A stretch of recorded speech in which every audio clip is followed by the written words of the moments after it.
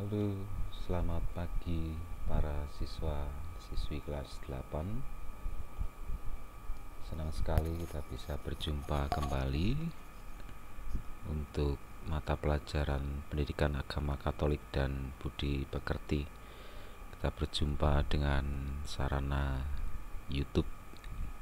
Nah, para siswa terkasih, saat ini kita memasuki pertemuan yang pertama, yaitu Yesus pemenuhan janji Allah. Mari sekarang kita siapkan hati dan diri kita. Kita fokus pada pertemuan yang pertama ini. Kita buka hati kita. Kita awali dengan berdoa.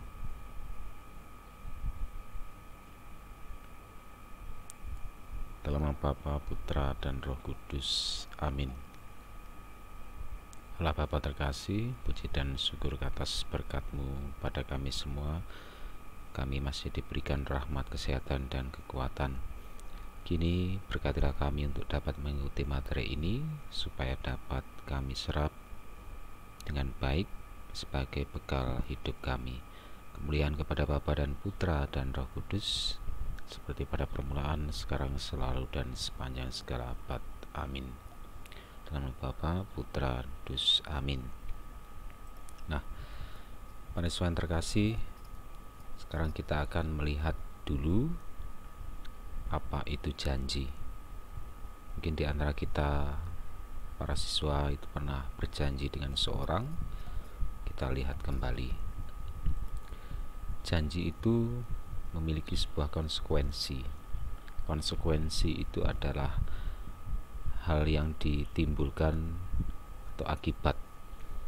Kalau saya tidak makan, maka konsekuensinya ya betul, saya akan lapar. Kalau saya tidak minum, konsekuensinya saya akan haus.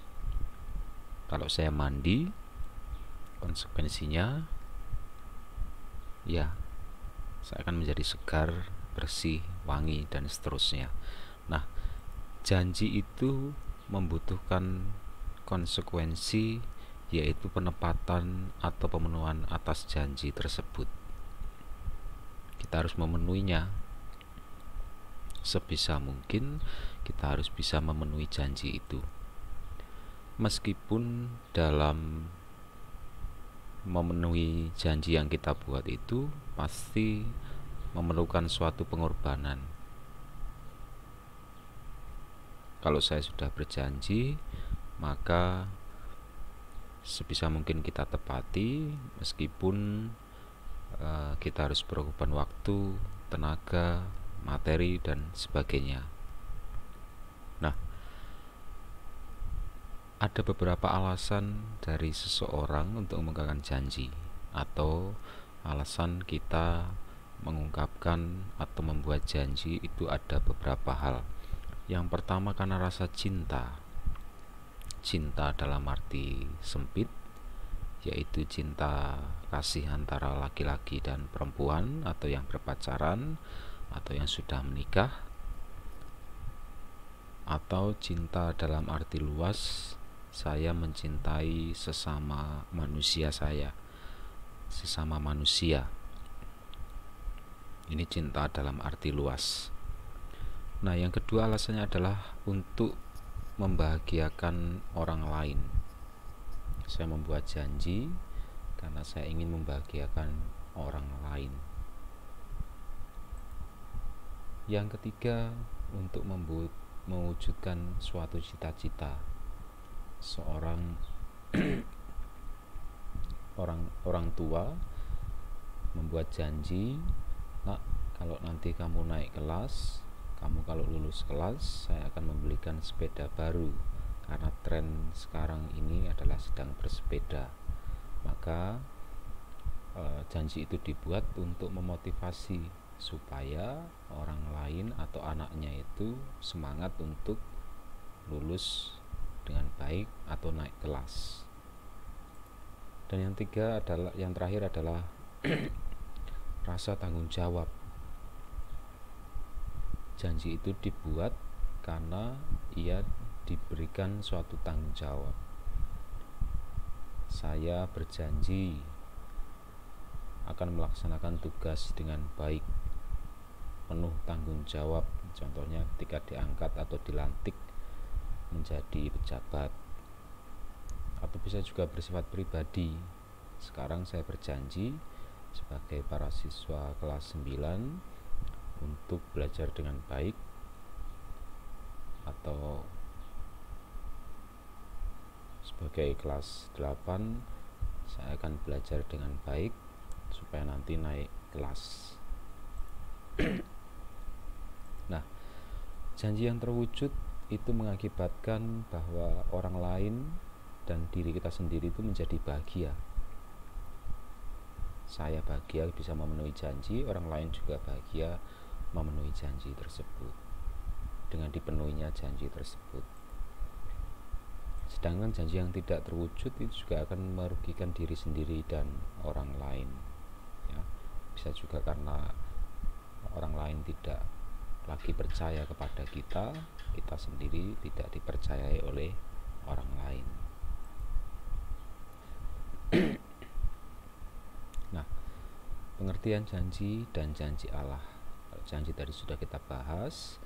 Nah, sekarang janji Allah itu berarti kesepakatan antara Allah dan manusia atas keprihatinan Allah ketika manusia jatuh ke dalam dosa, sehingga Allah berkeinginan untuk menyelamatkan manusia. Tadi sudah. Nah, bentuk-bentuk janji. Yang pertama, janji yang dibuat oleh diri sendiri. Kedua, janji karena kemauan antara dua orang. Yang ketiga, janji karena kemauan kelompok orang. Yang keempat, janji yang diucapkan secara lisan. Yang kelima, janji yang dibuat secara tertulis. Tertulis biasanya memakai materai 6.000, 3.000 supaya lebih sah. Perjanjian jual beli tanah dan sebagainya. Nah, ini contoh lambang janji. Tidak memakai jari jempol, jari telunjuk, jari manis, tetapi biasanya memakai jari kelingking. Nah, ini biasanya janji yang dibuat oleh anak-anak. Kemudian sudah beranjak dewasa, siap untuk memulai hidup baru, dan akhirnya berjanji di depan altar untuk sehidup semati dalam sakramen perkawinan. Ini salah satu contoh janji yang dibuat. Nah, para siswa terkasih, Allah juga pernah berjanji sejak Adam dan Hawa diusir dari Taman Firdaus. Allah tetap sangat mengasihi manusia, maka ia berkehendak memulihkan hubungan yang telah rusak tersebut dengan menjanjikan sang juru selamat. Ini dalam kitab Kejadian bab 3 ayat 14 sampai 15. Janji Allah juga diungkapkan oleh Nabi Yesaya dengan nubuatnya, sesungguhnya seorang perempuan muda mengandung dan akan melahirkan seorang anak laki-laki, dan ia akan menamakan ia Immanuel. Untuk mewujudkan janji Allah tersebut, ia telah rela turun ke dalam dunia dan dalam wujud manusia, dalam diri Yesus Kristus yang berkarya wafat dan bangkit demi menebus dosa manusia. Inilah yang harus kita imani, sungguh-sungguh percaya bahwa Allah telah rela turun ke dunia dalam wujud manusia, dalam diri Yesus Kristus yang berkarya, wafat, dan bangkit demi menebus dosa manusia. Kita lihat sekarang bagaimana situasi Taman Eden atau Taman Firdaus, kita jalan-jalan ke sana, kita bayangkan betapa indahnya taman surgawi ini, di mana Adam dan Hawa tinggal. Pertama, manusia pertama yang Adam, kemudian Hawa diciptakan dari tulang rusuk, kemudian juga ada iblis yang siap menggoda, yang tidak suka manusia itu taat pada Allah. Nah, tentunya para saudara sekalian sudah tahu sekali bagaimana kisah ini. Cuma hal yang perlu saya garis bawahi adalah inti dari kisah ini bukan pada Adam Hawa makan buah apel ini.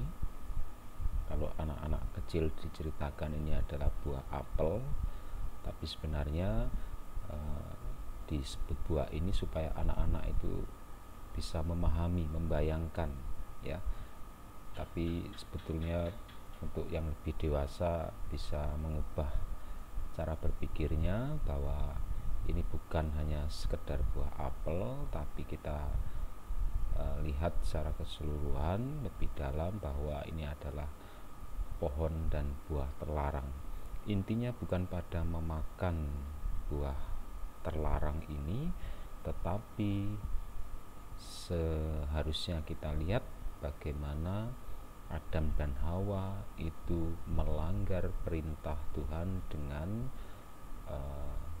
memakan buah dari pohon terlarang yang ada di Taman Eden ini. Sama artinya kalau kita di jalan, lampu merah berarti berhenti, tapi kalau kita lurus saja maka juga akan ada risikonya. Kalau lampunya berwarna hijau tapi kita malah berhenti, maka juga ada resikonya. Nah, ini Adam dan Hawa dilarang untuk makan buah terlarang, tetapi mereka karena digoda iblis akhirnya kalah dan ada konsekuensinya. Nah, kita lihat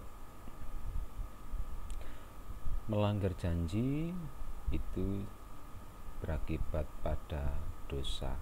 Adam dan Hawa melanggar janji dengan tinggal di Taman Eden.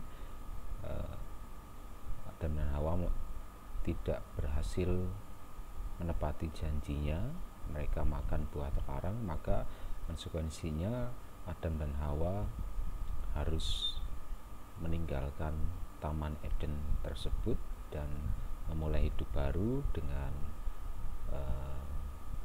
bekerja dan seterusnya. Nah, kita lihat sekarang ketika Tuhan Allah tahu menegur Adam, maka Adam tidak mau disalahkan, menunjuk kepada Hawa.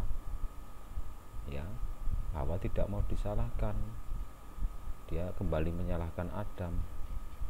Ya, Adam tadi juga menyalahkan ular, Hawa menyalahkan Adam, juga menyalahkan ular.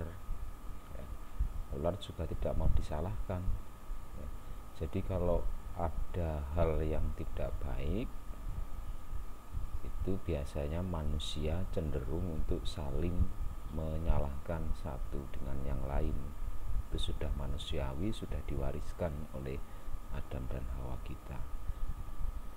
Nah, para saudara terkasih, kita lanjutkan.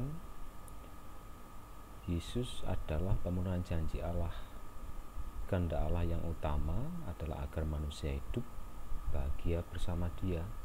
Tetapi dosa telah menyebabkan manusia itu menjauh dari Allah. Manusia bertindak menurut kemauannya sendiri, sakar PDW, akibatnya manusia harus menderita. Tetapi sekali lagi Allah itu setia.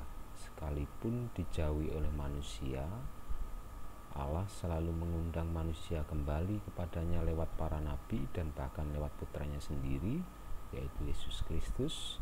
Allah tidak akan membiarkan manusia hancur karena dosa.